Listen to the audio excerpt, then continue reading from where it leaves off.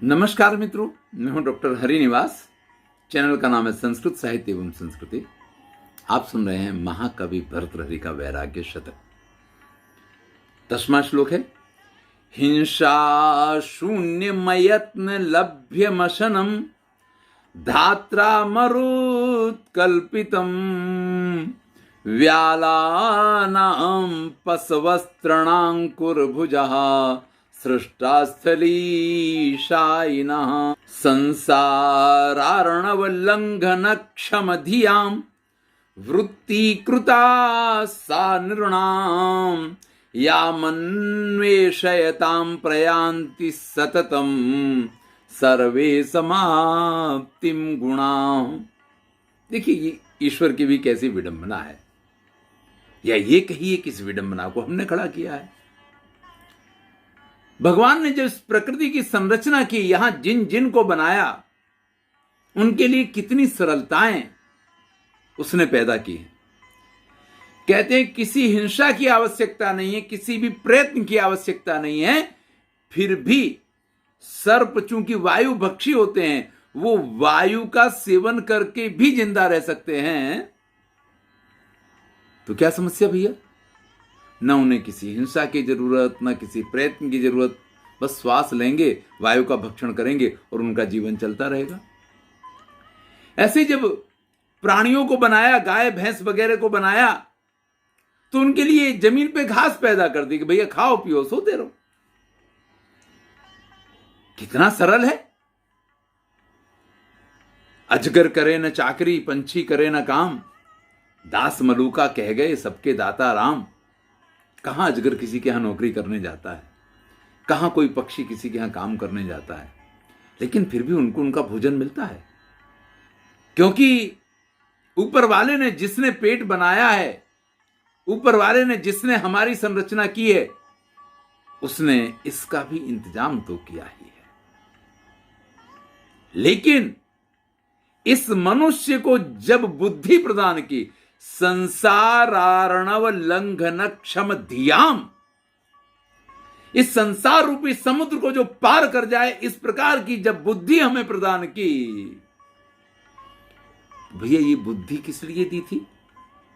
कि आप संसार रूपी समुद्र को पार करें, नहीं कि संसार रूपी समुद्र के रास्ते को कठिन बनाएं।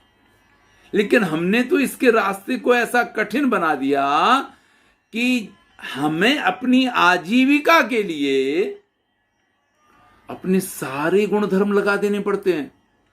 हम कितने पढ़े लिखे हैं, हम पीएचडी किए हुए हैं, हम विद्वान हैं, हम आईएएस ऑफिसर बन सकते हैं, हम प्रोफेसर बन सकते हैं, हम ये कर सकते हैं, हम वो कर सकते हैं। अपनी सारी बुद्धि, अपनी सारी क्षमता, अपनी सारी शक्तियां जब व्यक्ति लगा देता है, तो हासिल क्या करता है भैया? अपनी आजीविका, मन का संतोष तो हासिल नहीं करता है। हम ऊपर देख चुके हैं कि आशा भी कभी पूर्ण नहीं होती है और तृष्णा कभी संतुष्ट नहीं होती है।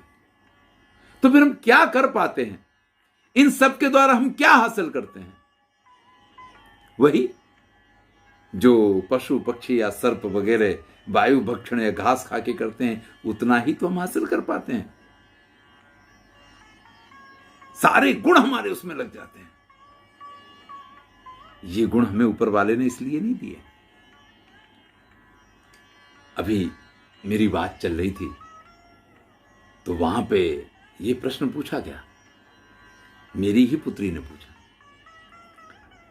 कि मैं कई बार सोचती हूं, तो मुझे ऐसा लगता है कि इस जीवन में सब कुछ पढ़ लिख के इतना तैयार हुए, पीएचडी कर रहे हैं, ये किया वो किया, सब कुछ हासिल किया, नेट स्लेट के लिए कितनी तैयारियां करनी पड़ी, और अगली बार मरने के बाद फिर से अगर पैदा होंगे तो फिर ये सब कुछ करना पड़ेगा। हमें अगर जीवन के चक्र में हमें घूमते रहना है, तो ये सब कुछ करना तो पड़ेगा। लेकिन ये निश्चित है कि इस बार जितना कठिन है, इतना कठिन अगली बार नहीं होगा हमारे लिए। क्योंकि श्रीमद् भगवद गीता में भगवान श्री कृष्ण कहते हैं, सुचीनाम श्रीमताम गेहे योग भ्रष्टो भी जायते, यानी जो योग भ्रष्ट होते हैं उनको ऐसे अच्छे घर में जन्म मिला करता है। तो भैया आपकी यात्रा इस जीवन की जहां खत्म करते हैं ना, अगले जीवन की यात्रा वहीं से शुरू होती है। हम अगर निर्धन मरे हैं तो निर्धन घर में ही जन्म लेना पड़ेगा, ये निश्चित है। हम अगर बिना पढ़े लिखे मर गए हैं तो हमें बिना पढ़े लिखे ही हमारा जन्म होगा। आप कहेंगे तो पढ़ लिख के किसका जन्म होता है? हाँ भैया, पढ़े लिखों का जन्म होता है। कुछ बालक ऐसे होते हैं कि जो जन्म लेते हैं और सारी जिंदगी मेहनत नहीं करते हैं, लेकिन वो ऐसे पास होते चले जाते हैं, फर्स्ट क्लास आएगा, टॉप करेंगे, और आपको ऐसे ही नहीं लगेगा कि कभी उन्होंने कोई मेहनत की है। और एक ऐसा होगा जो घुटनों के बल पढ़ पढ़ के और उल्टा होके और सीधा होकर के और पढ़ता रहेगा, लेकिन फिर भी पता चला कि वो जैसे तैसे करके 10वीं पास हुआ या 12वीं पास हुआ, फिर आगे तो नहीं पढ़ पाया। तो ये निश्चित है, हमारी बुद्धि का प्रयोग, हमें इसलिए बुद्धि नहीं दी गई है कि हम आजीविका के संचय में ही सारी अपनी बुद्धि खर्च कर दें, या हमें गुण ऊपर वाले ने इसलिए उत्तम नहीं दिए हैं कि हम सारे अपने गुणों को सिर्फ अपनी आजीविका के लिए खपा दें। किस लिए दिए गए हैं? संसार रूपी समुद्र को पार करने के लिए दिए गए हैं।